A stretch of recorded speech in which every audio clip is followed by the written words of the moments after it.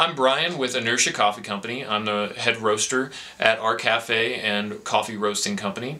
I'm here today to teach you how to do a proper pour over and to help you avoid some of the normal pitfalls that a lot of people do tend to fall into as they are making a pour over. Today we'll be using a Hario V60 and we will show you exactly how we're doing it step by step down to the measurements, the weights, and everything like that. So what do you say we get started? Okay folks, so what we have here is a Hario V60 that we'll be using for our pour over. We have a typical travel mug that we'll be putting the coffee into. We have just an extra container, and now this is going to provide us just a vessel to throw extra water away, as I'll explain in a moment. We have 400 milliliters of water that we've pre-measured out, and what we'll be doing is we will be using 30 grams of semi-coarse ground coffee to go into our pour over. So the first thing that we need to do is we will take our pour over system and we will set the filter into here and wet it down. Now what this is doing is this is actually going to be removing some of the paper taste out of the filter, as well as getting us a nice sticky filter around the ceramic pour over. So I'm just going to give it a quick little douse of water here, just to wet that filter down. Just let it run through, let it get its kind of all those fibers and everything off of the paper.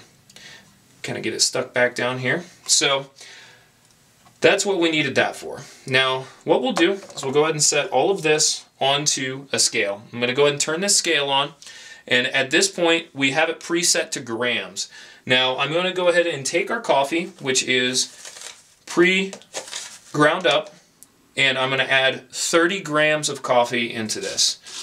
So we'll go ahead, and that'll be about 4 scoops on our coffee here,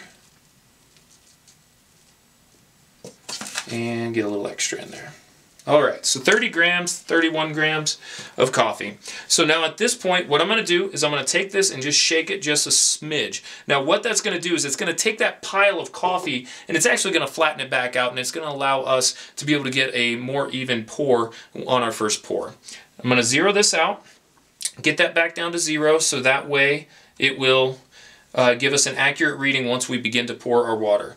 Now one thing that is very, very important when it comes to doing pour overs is ensuring that the water temperature is at the proper temperature it needs to be at for where you're at. Now up here in Colorado, where Inertia Coffee Company is at, we sit at over 6,000 feet of elevation, so we actually have to dial the water temperature back just a little bit to be able to ensure that we are going to not over penetrate on the grounds of coffee, because the water just is more aggressive when it gets hotter because there's less atmospheric pressure on the molecules that are inside of this water.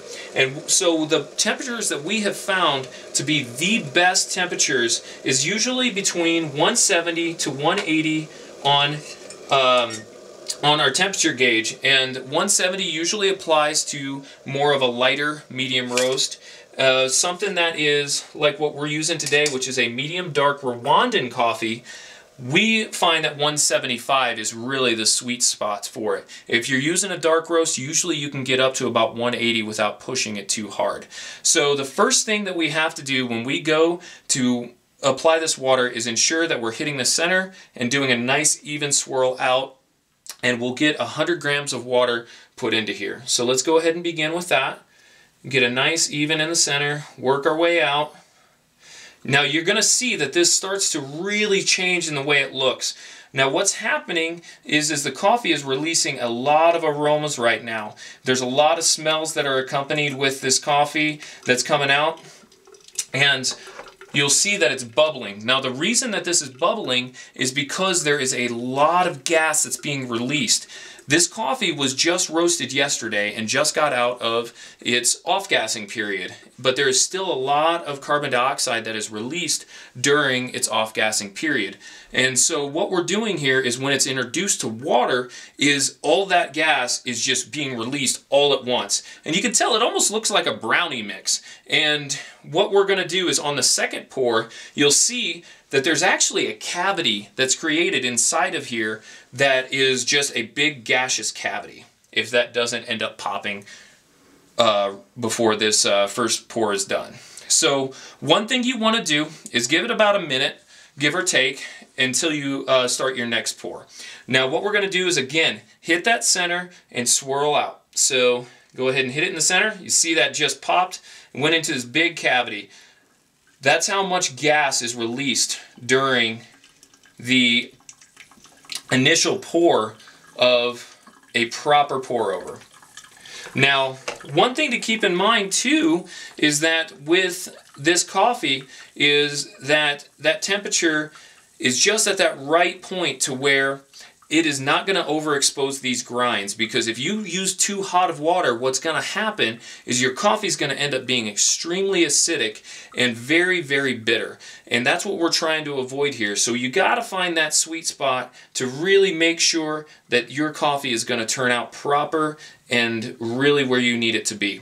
So as you can see, this is starting to collapse down. It's not as plumy, and it's not really built up quite as much as it was. That initial exposure is really where you're looking for that plume. If you don't get that plume out of your coffee, check your water temperature, but also check how fresh your coffee is, because chances are, if you're not getting that plume, your coffee is so old that you're not going to see that kind of a result when it's exposed to hot water. Now I'm going to go ahead and get this moving on the last, or the third pour here, my apologies. Just a nice swirl out, get this up to 300, and then what we'll do is we'll set it down. Now, one thing is the amount of coffee that we're using right now is a good amount for close to what we would consider about 16 ounces, a medium-sized cup of coffee. If you're looking for more, just use the same ratio of 400 milliliters of water to 30 grams of coffee and adjust it as you need to. And you'll find that it's just a good amount of coffee that you're not going to really drain all of the flavor notes out of your coffee before it ends up that you're using all your water. Alright, so we're on to the last pour, and what we're going to do is we're going to hit our 400, and then we will just let it do its thing, and we will be all set. Alright, looks like I am running out of water here. Probably because I put an exact 400 into here, and we ended up using about 50 grams of water to clean the filter. So we'll just go ahead and let this go to the end, and I'll show you the nice cup of coffee that you will get from all of this. Now keep in mind that this does take a little bit of time, but the quality of coffee that you will get from a pour over is exceptional, and I don't think that you will be disappointed. So once this is all said and done, as you can see, we got our coffee in there. It's still dripping out just a little bit, which is expected. You just got to give it a little bit of time to work through those grinds and settle into the cup of coffee. One thing I love about the pour-over system too, especially with the Hario, is that it has ridges on the inside of this ceramic cup here. And what that helps is it just helps to ensure that the water is not going to take a straight path down. And it really helps to give you a little extra exposure to the coffee grounds while this is just exposed to the water and working its way down through your filter. Alright, so we'll go ahead and we'll call that good. We'll set this over here so we're not making a mess and show you the nice cup of coffee that we got there. Very clean, very good, robust coffee for a few minutes worth of work, and I highly encourage you, if you are looking into doing a pour-over system, Hario V60 is a great way to go.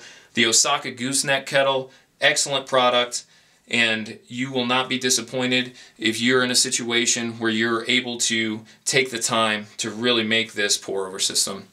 Alright folks, so that was the tutorial on how to do a proper pour over. We hope it was of great help to you. If you have any further questions, feel free to ask. Check us out on our blog, website, email us. just reach out to us. We'd love to hear from you. And just know that we will be putting out more instructional videos as time comes along.